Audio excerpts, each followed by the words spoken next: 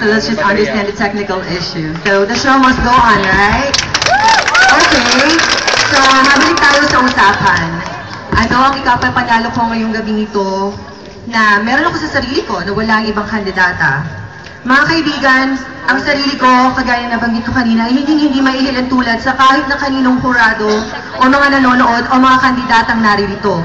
Ginawa ko ng Panginoong Diyos nang ako lamang ay nag-iisa. Sariling katangian, sariling katauhan, sariling isip, at sariling mga talento. Subalit mga kaibigan, ang isang bagay na magpapanal sa akin brown out na naman! Ayan!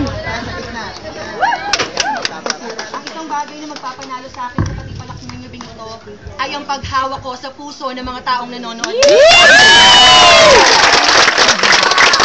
Mga kaibigan,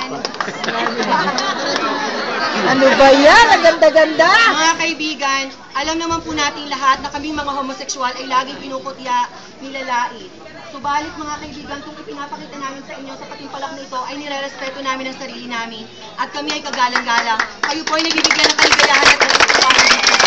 Kaya para po sa akin, ang paghawak sa puso ng bawat taong naririto ngayong gabing ito ay napakalaking bagay. At ito po ay maaari nating gamitin upang ako ay manalo sa